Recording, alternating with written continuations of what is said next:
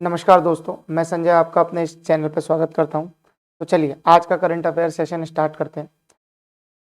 एक हमने इस हफ्ते पूरा डिटेल वीडियो बनाया है बांग्लादेश पर। तो बांग्लादेश के जितने भी करंट अफेयर्स हैं, सही है, जो कल तक के आए थे वो हमने उस सेपरेट वीडियो में कवर कर लिए। वो मैंने आपके लिए कल ही डाल दिया था, तो आप उसे देख सकते हैं। पहली बात वो, तो हम इसमें बांग्लादेश के बहुत ही सिंपल वाले करंट अफेयर, जैसे किसी की विजिट हुई या कोई काम, वही कवर करेंगे। पूरा डिटेल में हमने वहाँ एक्सप्लेन करेगा।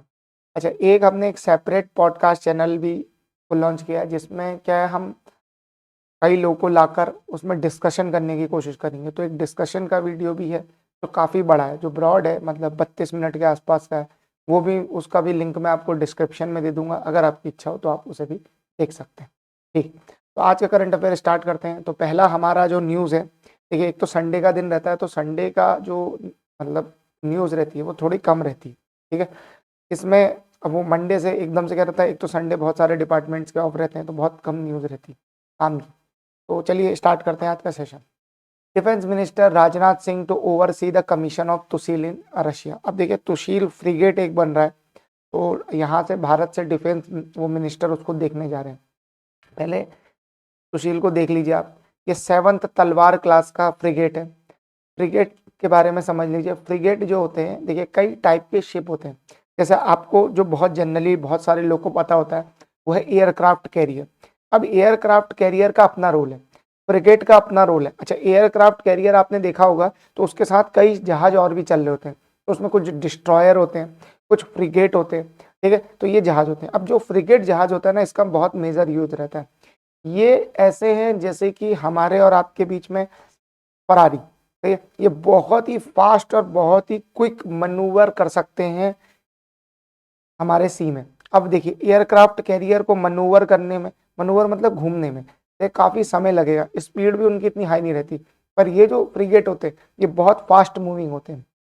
तो जैसे कहीं कोई अभियान चलाना है, ठीक है, और बहुत फास्ट वो लॉन्च करना है, तो वहाँ फ्रिगेट ले आते हैं। अच्छा, इसमें क्या क्या रहता है, इसमें बैरक एक जो वो एंटी शिप मिसाइल रहती है वो रहती हैं, और भी कई अटैकिंग इक्विपमेंट जैसे ब्रह्मोस ब्रह्मोस। पीछे अगर आप इसका ध्यान से देखेंगे, इधर वाला हिस्सा, यहाँ हेलीकॉप्टर भी उतर सकता है। तो ये मतलब फास्ट डिप्लॉयमेंट के लिए हम लोग फ्रिगेट का यूज करते हैं। भारत के पास अभी तक तलवार क्लास के और भी कई क्लास हैं जिनके फ्रिगेट भारत के पास हैं। ये तलवार क्लास का 7वां है। अभी ये हम लोग देखने जा रहे हैं यहाँ से डिफेंस मिनिस्टर। अच्छा, इसमें जो रशिया में ये बन रहे हैं ना, इसमें कई इंडियन लोग भी हैं। क्यों है? क्योंकि देखिए, फ्रिगेट जब भी कोई हम किसी देश से खरीदते हैं कोई भी डिफेंस इक्विपमेंट, तो उसमें इंडिया स्पेसिफिक इन्हांसमेंट होते हैं।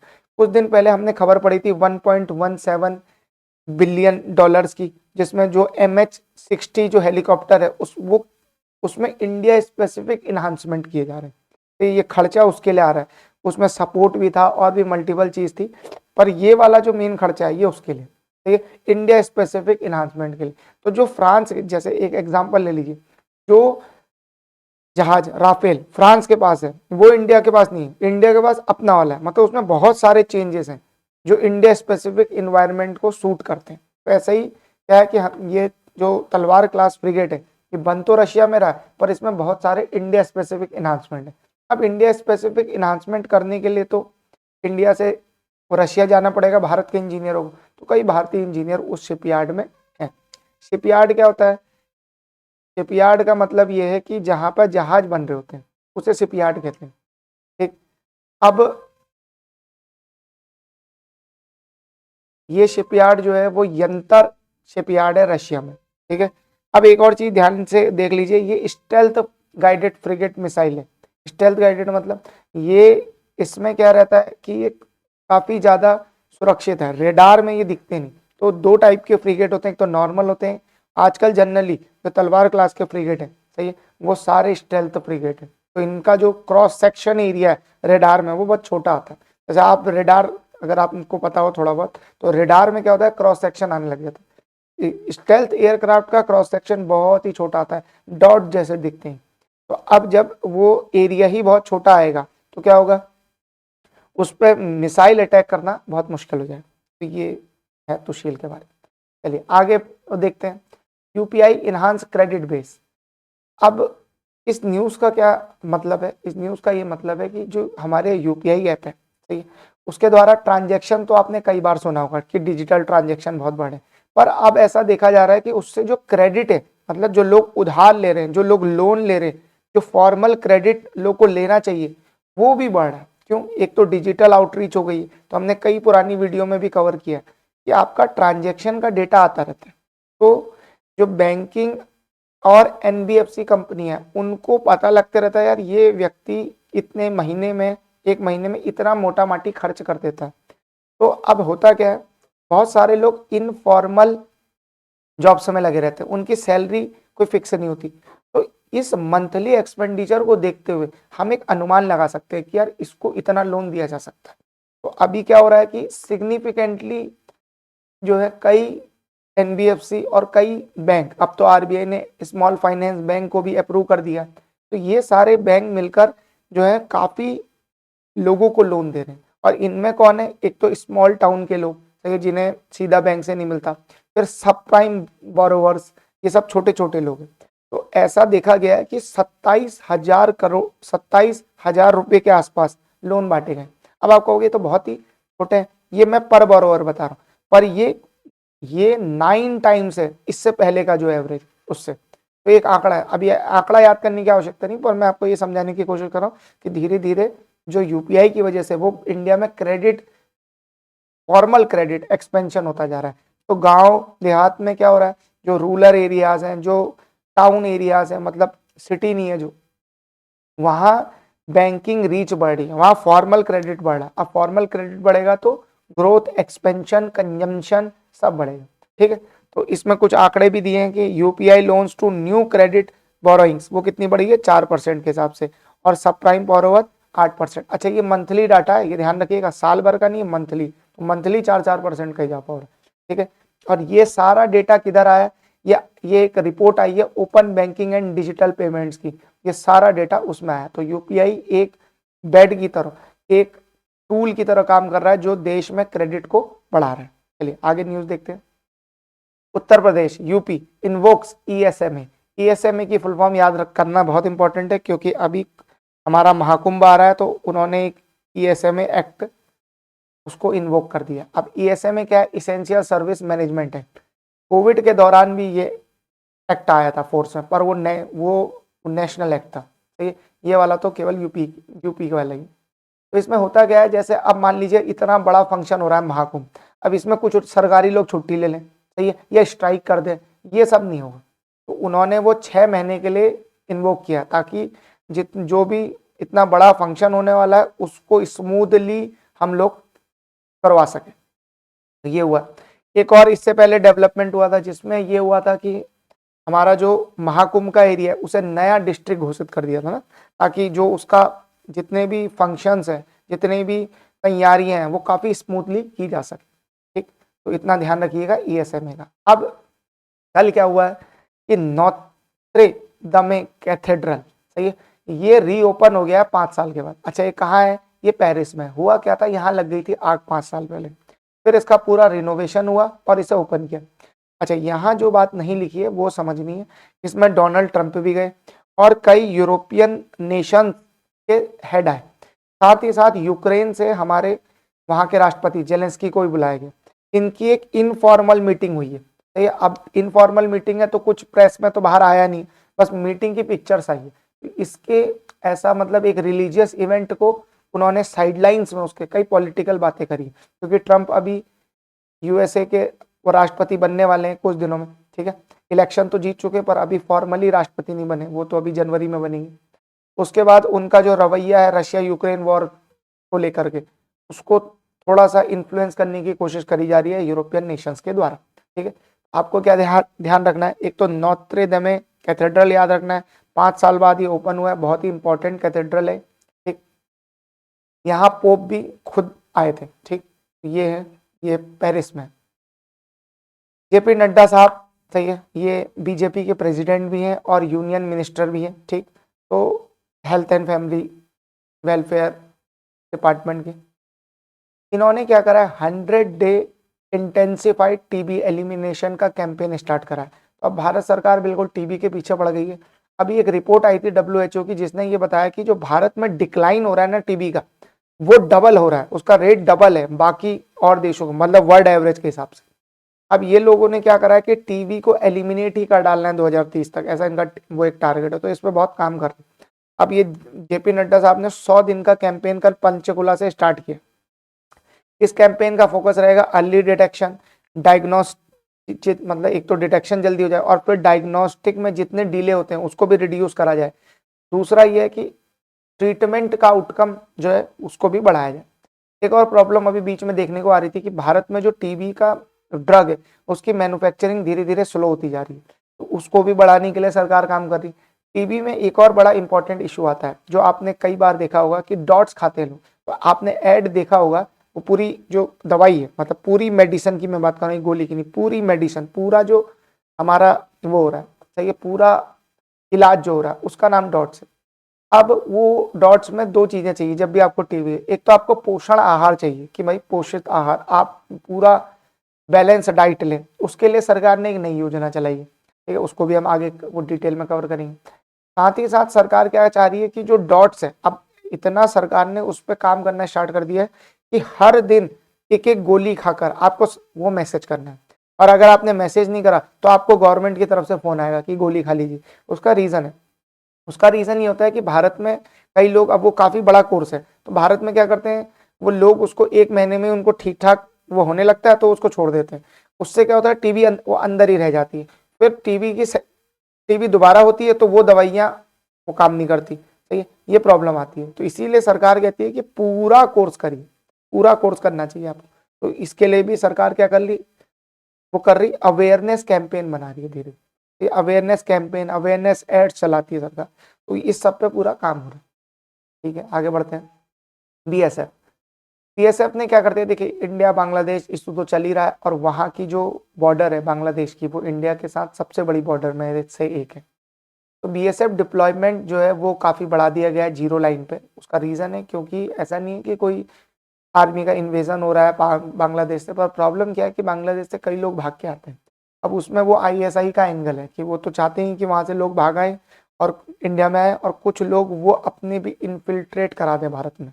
प्लस एक और इशू है भाई, माइग्रेशन, इलीगल माइग्रेशन का तो एक इशू है ही, दूसरा स्मगलिंग है। स्मगलिंग किसकी, ड्रग्स की और वेपन्स की। कहाँ, भारत के नॉर्थ ईस्ट एरियाज में प्रमुख तरीके से।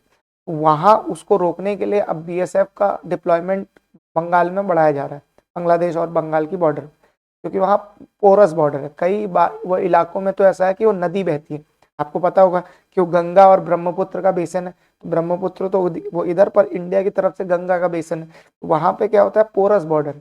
अब वो बीएसएफ का डिप्लॉयमेंट बढ़ाया जा रहा है।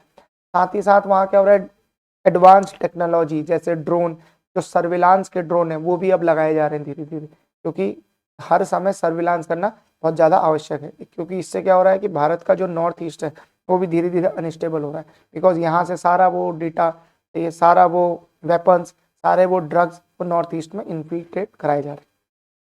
आगे देखते हैं। 2030 में आईटीसी, इंडियन टोबैको कंपनी, सही है, बहुत आपने इसका नाम सुना होगा, ये 10 मिलियन फार्मर्स को अपनी फार्म रिलेटेड सर्विस के प्लेटफॉर्म में जोड़ना चाहता है। होता क्या है, देखिए आईटीसी जैसी कंपनियां, ठीक है, आईटीसी क्या है, एक तो आईटीसी टोबैको कंपनी तो है, तो वो उनका मेजर प्रोडक्ट है, पर आईटीसी सही है, एफएमसीजी में भी है, सही है। तो उसमें क्या होता है, जैसे मान लीजिए टोमेटो केचप है, या आईटीसी का ही आता है, ये आपने सुना होगा, सही है, या आईटीसी के और प्रोडक्ट्स आते हैं, तो उसमें जो रॉ मटेरियल है वो तो किसानों का लगता है।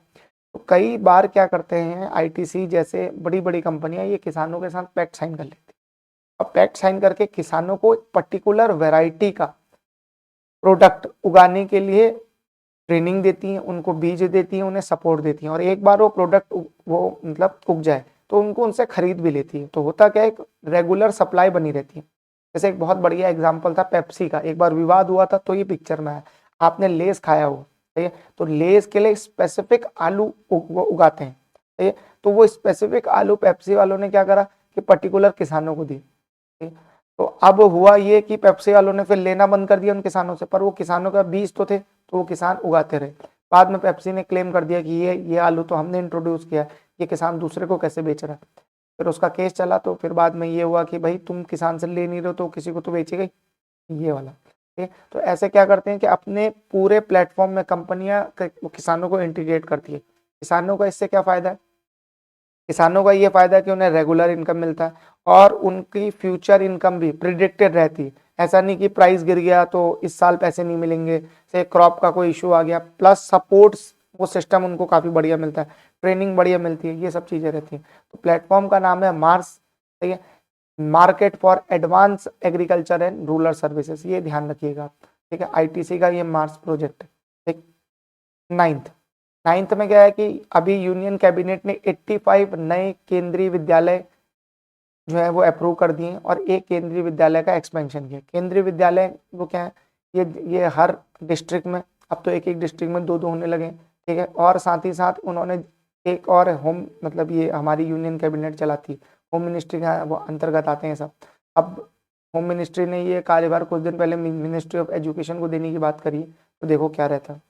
85 केंद्रीय विद्यालय और कुछ नवोदय विद्यालय भी हैं, उनका नंबर अभी आया नहीं है सरकार की तरफ से, वो आ जाएगा तो फिर हम उसको भी कवर कर लेंगे। ये केंद्रीय विद्यालय क्या करते हैं, ये केंद्रीय विद्यालय जो है ये जगह जगह पे होते हैं, ये क्वालिटी एजुकेशन प्रोवाइड कर रहे होते हैं बच्चों को। ठीक है, तो सिविल और डिफेंस सेक्टर के लिए ये केंद्रीय विद्यालय बहुत ज़्यादा महत्वपूर्ण भूमिका निभाते हैं। तो अब ये बेनिफिट करेंगे 82,560 स्टूडेंट को और 5,388 जॉब्स भी क्रिएट होंगी। तो दो चीज़ें हैं, एक तो जॉब्स का क्रिएशन, दूसरा स्टूडेंट को फायदा। ठीक, बेसिक सी खबर है बस इतना। 10th, अब जो भारत के फॉरेन सेक्रेटरी हैं विक्रम मिश्री, ये जा रहे हैं भाई साहब बांग्लादेश। और वो कब जा रहे हैं, जब मैं आज ये वीडियो रिकॉर्ड कर रहा हूँ, मतलब 9 दिसंबर को ये जा रहे हैं। और ये पहली भारत की हाई लेवल डिप्लोमेटिक आउटरीच है। ऐसा नहीं है कि भारत का जो एम्बेसी है वो बांग्लादेश में नहीं है, वो है, पर ये एक क्या होता है, एक बहुत ही उच्च लेवल का व्यक्ति वहां जा रहा है मिलने। क्यों जा रहा है, क्योंकि अब बांग्लादेश में थोड़ी बहुत स्टेबिलिटी दिख रही है, ऐसा वो लग रहा है कि आगे सरकार में शेख हसीना की वापसी तो बहुत मुश्किल है। तो इंडिया अपने इंटरेस्ट को डिप्लोमेटिक चैनल्स के थ्रू बांग्लादेश को कन्वे करना चाहता है। ठीक है, तो इसलिए हमारे जो इतने बड़े पोस्ट के व्यक्ति हैं, फॉरेन सेक्रेटरी, ये मतलब टॉप लेवल की पोस्ट होती है, तो ये अब सीधा वहाँ मिलने जा रहे हैं उनसे। बीच में और भी कई इशू हुए थे, जैसे अगरतला में थोड़ा सा बांग्लादेश एम्बेसी में कुछ लोग अंदर घुस गए थे, तो वो था, तो उस वो भी डिस्कस होंगे। प्लस हिंदू माइनॉरिटीज़ का जो भी बांग्लादेश में इशू हो रहा है वो भी डिस्कस किया जाएगा, बॉर्डर का इशू भी डिस्कस किया जाएगा। तो मल्टीपल चीज़ें हैं जो इनके वो डिस्कशन में रहेंगी वहाँ। बढ़ते हैं 11th, अभी क्या हुआ था, साइक्लोन फेनेगल आया था तमिलनाडु में। अब क्या होता है, हर बार यही होता है कि साइक्लोन जब भी साउथर्न स्टेट्स में आता है तो वो लोग एक डिमांड करते हैं क्या, कि देखिए भारत में पूरा एक डिजास्टर मैनेजमेंट का एक पूरा इंस्टीट्यूशन है। तो एक तो एनडीआरएफ है, वो नेशनल डिजास्टर रिलीफ फंड है, एक है एसडीआरएफ। अब ये फंड बनाए इसलिए कि जब भी कोई क्राइसिस आ जाए तो स्टेट गवर्नमेंट के फाइनेंस पे कोई ज़्यादा फर्क ना पड़े, इस फंड से पैसा निकाला जा सके। तो तमिलनाडु ने 2000 करोड़ की डिमांड करी थी, स्टेट जनरली ज़्यादा ही डिमांड करते हैं। तो अभी 944 करोड़ जो है रिलीज कर दिए गए एसडीआरएफ से और वो तमिलनाडु को दे दिए गए। ठीक, क्यों, ताकि वो जो साइक्लोन फेनेगल अफेक्टेड एरियाज हैं, सही है, वहाँ पर रीडेवलपमेंट करा सके, वहाँ पर लोगों को विस्थापित करा सके, रिहेबिलिटेशन हो सके और दोबारा से कंस्ट्रक्शन एक्टिविटीज़ हो सके, ताकि जो लोग वहाँ बसे थे वो दोबारा से बसाए जा सके। तो बहुत सारा खर्चा आएगा ये सब। ठीक है, तमिलनाडु ने कितनी इंटरिम वो असिस्टेंट मांगी थी, 2000 करोड़। और वही ऑब्वियस सी बात है, जितना वो मांगते हैं उतना तो मिलता नहीं, ठीक है, थोड़ा बहुत कमी मिलता। अब ये एक आज के न्यूज़पेपर में बड़ी इंपॉर्टेंट सी चीज छपी है। हुआ क्या कि आंध्रा में एक फंक्शन था, सही है, all India public bus transport athletic meet का एक फंक्शन था। उसमें एक डांस परफॉर्मर धिमसा, डांस का नाम है धिमसा, ये फोक डांस है आंध्र प्रदेश का। तो हमारे पेपरों में क्या होता है, जनरली क्वेश्चन आ रहे होते हैं फोक डांस के, तो वो इसीलिए आ रहे होते हैं क्योंकि देखिए फोक डांस तो बहुत सारे हैं जो न्यूज़पेपर में अभी हाल ही में कवर होते हैं, वो सीधा आ जाते हैं। तो ये धिमसा है, ये देखिए ये ट्राइबल लोग हैं, ये सारे इस डांस को परफॉर्म कर रहे हैं इस मीट में। ठीक, ये आपको दिख रहा होगा। अच्छा, ये धिमसा जो है ये आंध्र प्रदेश का फोक डांस है और ये डांस जो है इसमें मेन मतलब ये सिंबलाइज करता है कम्युनिटी बॉन्डिंग एंड सेलिब्रेशन को। आप डांस के स्टेप देख के भी बता सकते हैं, देख रहे हैं ये। और ये सारे वो एथलेटिक्स में आगे भाग लेंगे, वो देखिए वो शूज पहन के डांस कर रहे हैं सब, सही है। तो ये ट्राइबल कम्युनिटी का डांस है, इसको ध्यान रखिएगा। और ये आंध्र प्रदेश का फोक डांस है। ईपीएफओ बहुत बड़ी ऑर्गेनाइजेशन है, भारत में सोशल सिक्योरिटी के लिए काम करते हैं, ठीक है। इन्हें एक ग्लोबल अवार्ड मिला है, ये इन्होंने अपने ट्विटर के पेज से ये पोस्ट किया था। तो इसके बारे में थोड़ा समझ लेते हैं। International social security association good practice award, काफी बड़ा है। International social security association good practice award for Asian Pacific, ये इनको मिला। देखिए ईपीएफओ काफी ज्यादा एफर्ट करता है भारत में, क्योंकि भारत में सोशल सिक्योरिटी के प्रति अवेयरनेस काफी कम है। तो ये क्या करता है, इन्होंने काफी मतलब योजनाएं चलाई हैं, जैसे एक निधि आपके निकट करके एक इनका प्रोग्राम है। दूसरा, इनके कई मल्टीलिंगुअल कॉल सेंटर्स हैं कि अगर आपको कोई दिक्कत हो तो आप वहां बात कर सकते हैं, कोई आपका इशू। पेंशन की आउटरीच ये धीरे धीरे बढ़ा रहे हैं, जैसे क्या होता है बाकी लोग के लिए एनपीएस है, सही है, बड़े जो भी वो रेगुलर जगह काम कर रहे हैं। जो नॉन रेगुलर कर रहे हैं उनके लिए भी सरकार बहुत सारी योजनाएं लाई है, जैसे अटल पेंशन योजना है, ये सब चीजें, ये सब ईपीएफओ क्या करता है, देश में प्रमोट करता है, ठीक है। ये सब प्रमोट करता है। तो इस उनके इन्हीं एफर्ट्स को देखते हुए उन्हें अवार्ड मिला है ISSA global practice good practice award, ठीक है। इसे लेने के लिए भारत से ईपीएफओ के एक व्यक्ति वहां गए थे। आगे बढ़ते हैं। 14th, आपको क्या ध्यान रखना है, ईपीएफओ क्या देखता है, पेंशन फंड, सोशल सिक्योरिटी, ये सब देखता है, और उसे अवार्ड मिला ISSA अवार्ड। 14th, सेंटर ने क्या किया है, अभी वर्ल्ड बैंक के साथ एक कोलेबोरेशन में वो आए हैं और उन्होंने एक MOU साइन करा है। उसमें क्या है कि जम्मू कश्मीर में 4 नए टूरिस्ट डेस्टिनेशन को डेवलप करने की बात कही गई है। वो चारों डेस्टिनेशन के नाम बहुत इंपॉर्टेंट है। एक तो कोकरनाग है, ये अनंतनाग डिस्ट्रिक्ट में, फिर एक बरादरी है, सही है, ये रियासी में, एक फिर भद्रेवा है, ये डोडा डिस्ट्रिक्ट में, एक दूध पथरी है, ये बडगांव डिस्ट्रिक्ट में। तो ये 4 जगहों को डेवलप करने की बात करी जा रही है, क्योंकि क्या हुआ है कि देखिए जैसे अभी तो जम्मू कश्मीर में थोड़ी बहुत नॉर्मलसी लौट गई है, अब तो वहाँ इलेक्शन भी हो गए, CM भी वहाँ के आ गए। अब अगला जो स्टेप है वो राज्य का दर्जा उनको मिलने वाला है, तो नॉर्मलसी धीरे धीरे बढ़ी। इस साल जम्मू कश्मीर में काफी ज्यादा टूरिस्ट गए, एक एग्जैक्ट आंकड़ा फर्स्ट हाफ का 1.2 मिलियन टूरिस्ट गए का है, और ये 2019 के बाद हाईएस्ट है, मतलब कई सालों का ये हाईएस्ट है। 19 के बाद तो वहाँ थोड़ा स्थिति जो खराबी हो गई थी, 360 जो हमने वो 368 जो हमने विड्रॉ कर लिया था उसके बाद, ठीक है। तो ये हो गया। ऑब्जेक्टिव इसका क्या है, प्रमोट करना है टूरिज्म को, हैंडीक्राफ्ट को, और इन जगहों का डेवलपमेंट करवाना है। अच्छा, ये जो टूरिस्ट आते हैं बाहर से JNK में ना, इससे भारत को बड़ा फायदा होता है। एक तो क्या होता है, फॉरेन करेंसी आती है, दूसरा क्या होता है, भारत की छवि भी सुधरती है। अब JNK में टूरिस्ट आएंगे, वो देखेंगे कि शांति है, सब है, तो जो पाकिस्तान का फॉल्स एजेंडा है उसको भी काउंटर करने में बहुत मदद मिलती है सरकार को। तो ये है ठीक। अगला देखिए आर्टिकल ऑफ डे है।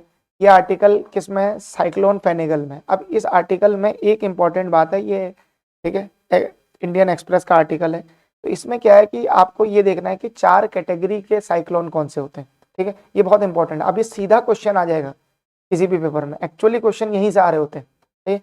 तो अगर आप किसी भी बड़े पेपर की तैयारी करते हैं तो क्वेश्चन सीधा यहाँ से आ जाते हैं। अब ये 4 टाइप के साइक्लोन है, वो दिख रहा है, देखिए आप।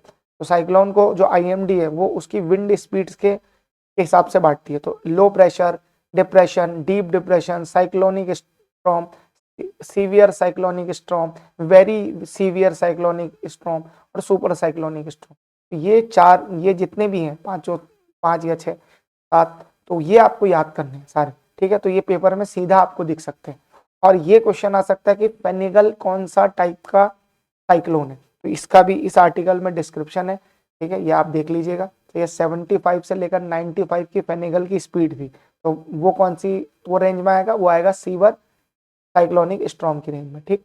ये हो गया, सॉरी वो आएगा साइक्लोनिक स्टॉर्म की रेंज में, नॉट सीवर, ठीक है। मतलब साइक्लोनिक और सीवर साइक्लोनिक दोनों के बीच में ही आएगा वो, क्योंकि साइक्लोनिक स्टॉर्म की जो रेंज है वो 62 से 88 है, और सीवर की 1819 से लेकर 117।